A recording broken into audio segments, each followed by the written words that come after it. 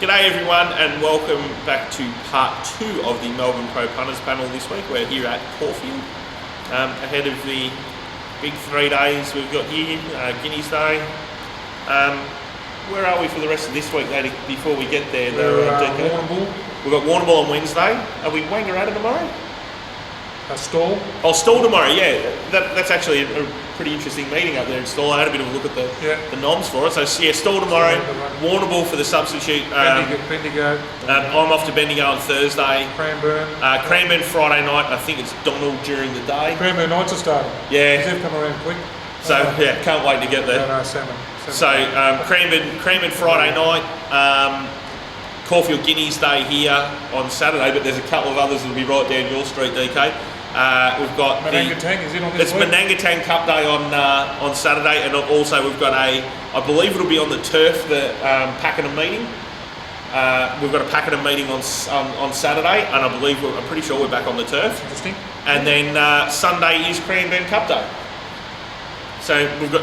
Oh, so that makes sense to have a Friday night meeting there. No, they're making a big weekend there. Yeah. They'll have a roll, move the roll. And if you're listening, Neil, the list that's on my email keeps growing.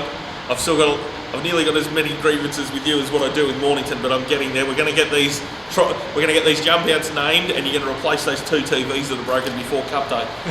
Right, boys. Well, before we go, where's Manangatang, boys?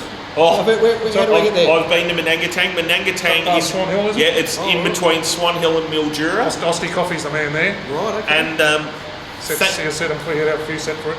Mercifully, I remember back, and I was glad I was a younger man when I did it.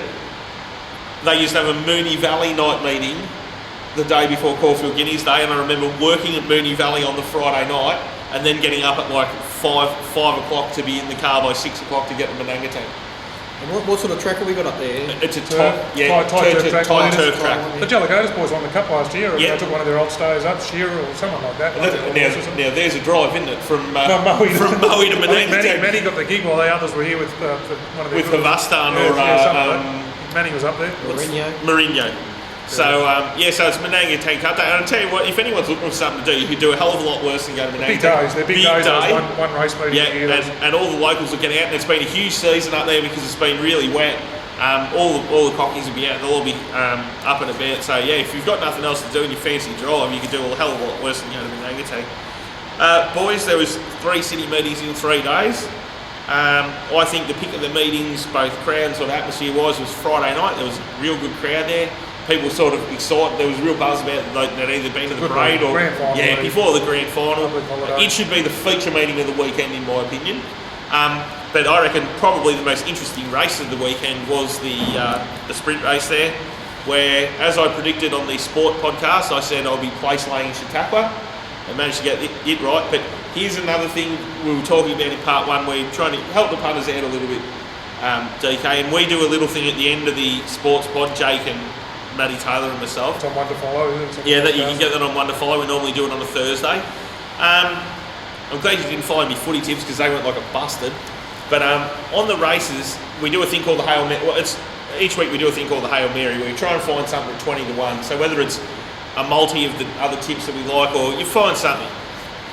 So rather than just trying to get myself to 20 to 1, I got greedy and I tipped up. I said I'm going to play Selection Chautauqua, and I'm also going to take a box trifecta of Heatherly, Extreme Choice and Ball of Muscle. This is where you shouldn't get greedy, punters. If I tip the Quinella pays $31.30, and I'm the first one to get the Hail Mary home. The box of 3, it's 10 to 1. Yeah. So I've still got it. So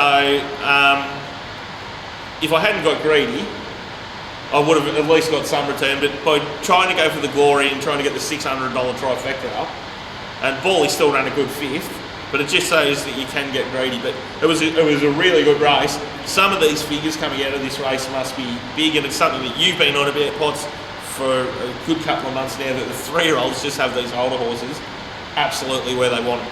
Yeah, well, the horses, the races with the old horses are vulnerable to these young horses that have been.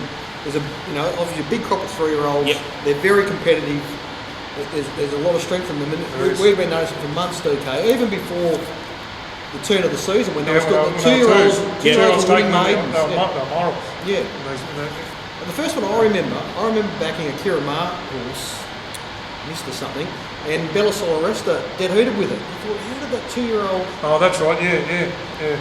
missed or something? I can't think of its name. Anyway, That was at Bendigo. It was at Bendigo on Sunday, and ever since though that it's been obvious for a while that's a good crop of 3-year-olds, and this was the first opportunity for him in a big race, and Extreme Choice showed the benefit of it. So he's a very fast young horse, and all Froggy needed to do was not destroy its chances, and because he didn't rush it out of the barrier. Rush it out, it was perfect. Yeah, Perfect. And it just always travelled, didn't it? It did, yeah. Just always travelled. His let rip.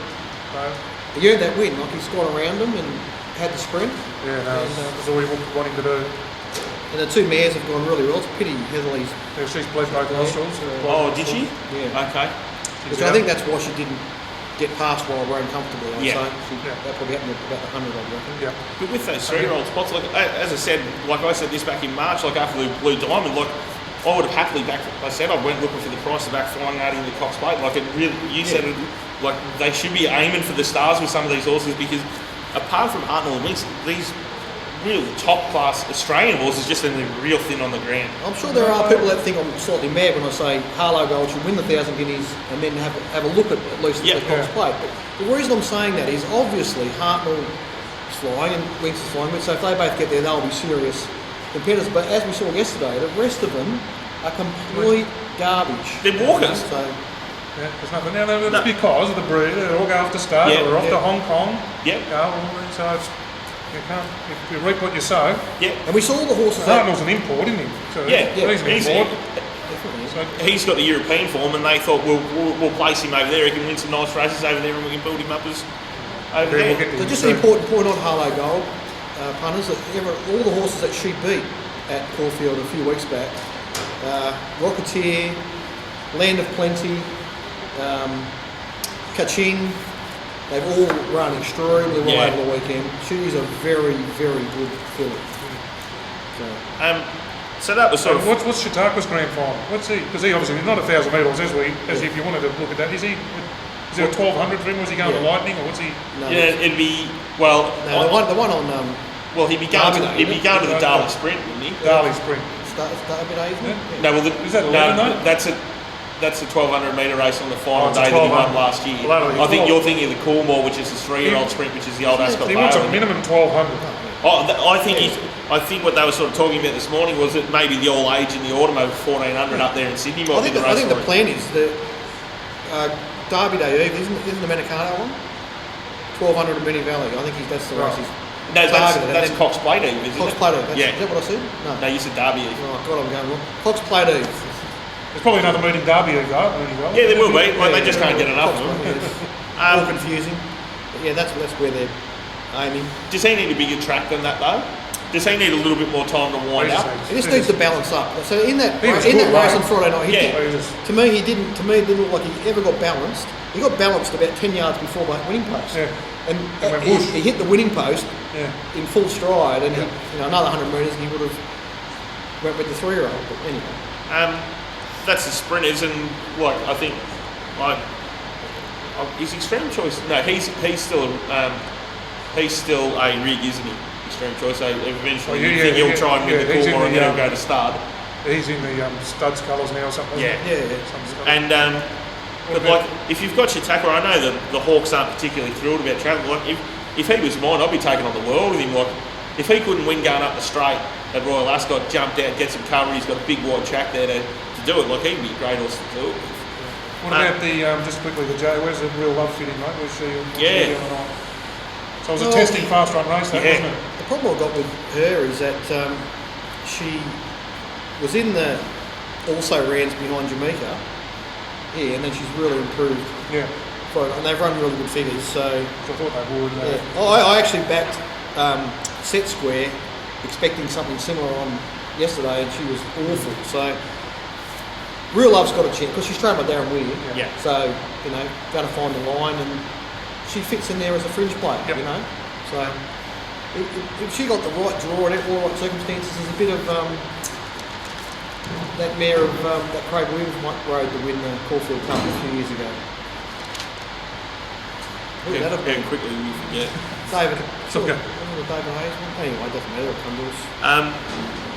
boys, that there was a dot. Actually, it was Leon McDonald, didn't it? Oh, yeah, Leon McDonald. Yeah. The Saturday. Southern Speed. Southern Speed. Southern Speed, yeah. There's a bit of hair in it, so... I couldn't say beat Jamaica. I want Jamaica. We had a dot ball meeting here on Saturday. There's probably not a terrible amount to take out of that. It was a pretty sort of... Lucky Liberty go right. Just because out wide in a momentum race, you know, the jockeys there just lost the plot, you know, on the inside gates. They got wind paranoid and it's low, and the horses that had uninterrupted momentum out wide just dominated the race. So very slow race. That took us to Flemington, where it was good. We kicked off the card with. Now this might catch on, DK. Why don't we call races by their traditional names? We had the Maribyrnong Trial. Now, for as long as all of us have been involved, it's always been the Maribyrnong Trial. Might be the Colgate Optic White. Well, I did the Colgate Optic White. Give me a spell. So, I'm on it. If you are a racing administrator, just leave it the same name. The Peter Lawrence will always be the JJ Liston to me too. I don't know why we need to change the names, but it was a good race. The 2-year-old. Pots, they'd all jumped out. You'd seen them all, hadn't you? Yep, all of them, yeah. And 2 of them had the benefit of a trial down the straight the week before, and they melted the race. So this goes to show you, the more education you give them, the better it is for the horses, and the better it is for everyone. So I don't know why we don't have more official trials and jump outs that we can all see and know what's going on. But they run very, very fast time. There was a tailwind, so it could be a bit misleading, but. Well, I think that's on face value, they look like that looks like that could be. Adam Blenko something said on Twitter, said wind assisted or not. Yeah, they've still gone quick. Yeah. Very fast. Very fast. Boys, we'll just touch on it quickly. The UCI Stakes was for the 3-year-olds over the 1800. That was the Rocketeer and Highland race at Frossel. What are we talking about that for? Fair income. I had a fortune on the Rocketeer. I had a really good bet. And Chris Waller has to bring a maiden down here of maiden Sydney form. Blinker's first time, Huey Bowman, and Huey rides it like so well, it's unbelievable to anyway. Was the winner of but was the winner of the Derby in there, do we think? I've got no idea. I need to think about that more. Kaching still for me, he's going on Kaching. There you go. You boys have got some homework though. You can try and find the Derby between now and Derby. The 3-year-olds. Race 4 was the Gill Guy, and we've had some part of the correspondence, but we'll get to that at the end. What did you quarterback? The quarterback. Yeah. He's playing the quarterback. You know, he's been allowed to run his race, to just sort of jog through the first 600 and then sprint really quick. Which he's got exactly what he can do, and so I'm sure the connections of the quarterback really appreciate Michael Walker's help. So Michael Walker made it very, very easy for the quarterback and gave himself no hope on the horse that was $5 into 280. So well done, Michael. Partner. I don't know why the stable would have taken Regan Bayless off. I mean, in the last month, the best ride I've seen is Regan Bayless and Partner first up. He's fine, Bayless. All in the country, his rides have been, he's riding sensational. So the stable take Regan Bayless off and put Michael Walker on, and he just takes away all of that horse's aces and gives it no chance. So I've got nothing else to add to that. Example number 24681 of how I can't eat value. If you take the right price pots, they just don't win. Yeah. The Bart Cummings was a 2,500 metre race that was the golden ticket into the Melbourne Cup, and of course Lloyd was able to get it with Al Mandan. He won that race at Caulfield off no base. He was sort of pickling around doing nothing. I remember 6 weeks ago or so backing him at Flemington against Golden Mane and Kalani Kidd, and he just got run over. He just got, like, he was out the back, like she led, Cody Mangan led, and they just rounded him up and he disappeared. And I thought, this horse is no good. Now here he is all of a sudden. He's a Melbourne Cup chance. I mean, honestly. But he's, he's given himself a chance. So there he is. Pretty much there in the rest of the just moderate stays behind him. He's going to be ridden by Kieran McAvoy, I believe, in the Cup. But he'd be a 30s or 40s chance in the Melbourne Cup, wouldn't he? Probably 25 to 1 chance, maybe. Got to respect them. They target the race. Yeah. And the interesting part about that race from a betting point of view was how well back the stablemate was, the Loft. I mean, Al Mandan didn't really move. He sort of held his place in the market. He sort of slowly drifted out towards $3, but Aloft was from sort of $7-8 early, started 480. So that was interesting, but he did nothing. Aloft. As Big Trev predicted. Well done, Trev. Trev was very keen on the winner. And not only was Trev, so was Daniel O'Sullivan from BetSmart. Yeah, BetSmart is what he's called himself now. So he's just launched a new product. And can I just mention race too? I said to DK after Barcelona won at Caulfield, I said, geez, that was a good first starter in that race. DK, inside agent, you need to have a look at that. It'll win a maiden somewhere. You did too, yes you did too. Didn't need a maiden. I've got drunk on that. You did. It ended up winning a race in town from last. It got out the very nice odds, $7. So, lovely. Race 7 was the Turnbull, taken out by a pretty impressive Hartnell and put a hole in him. Yeah, he's just gone like an absolute top class horse, like a champion. So he's got the best figure I've got of the season so far in Melbourne. Clearly, he's 2 to 2.5 lengths better than Blackheart Bart's done. He did it with his head on his chest. Jamaica's run a nice race. I see put a hole in the rest of them. And the rest of them are just, God, they have just fallen. They just collapsed into a cavern. They're just. Tally's the only one. He's the only one who's sort of. He's there doing his best. Doing his best. Yeah. But the fact that if you watch the video, you don't know who the horses are, and you go, "Oh, that horse that's run on and run 7th or 8th." You go, "He's run a nice race." That's the little engine. It sort of says a lot about what we've got there. You know. Boys, it was interesting. After that race, I was having a chat in the ring with a friend of ours, all of ours, in RAF, who's the head of training at Sportsbet. He was very much up and about after the Bulldogs. He wouldn't have been in bed, They'd been out at the Whitten Oval and then came out to watch the races, and I tend to agree with him. Like, surely they've got enough brains. Like, all these, well, I'll call him. It was Matt Stewart on the radio this morning when I was driving into Caulfield saying, for the narrative of racing, he should be taking on Winks in the Cox Plate. I tell you what, if he was mine, he'd be here on Saturday week, Hartnell. Copping the penalty. Well, you can cop the penalty, but you're still going to pick up a Caulfield Cup on the way. The Dolphin are desperate to win a Melbourne Cup. Yeah, it depends what your motivation is. It depends what race you want to win, doesn't it? I reckon they're desperate to win a Melbourne Cup. They've come here and tried to say, I know you're right, Joe, it was yours. If he's mine, Melbourne Cup, so whatever he does along the way. Now, if he was yours and mine, he'd be going to Manangatang on Saturday. You know, so if you really wanted to win the Melbourne Cup, the right thing to do is to run in the Caulfield Cup, just send him around for a nice run. Well, we know they're not allowed. What's his name? My Rugby or whatever his name was? No, the one last year. Oh, yeah, that's right. Now, the other interesting story to come out of yesterday at Flogging You Boys, I think you'll enjoy this. As some of you may know, I swing the bag for Robbie Waterhouse when he works down here, and Rob was on the stand. And it might have been race 2 or 3. I was sort of standing there, and computer clerk and Robbie's up on the stand. Someone brushed in between me and the computer clerk, and turned around, it was young Tom.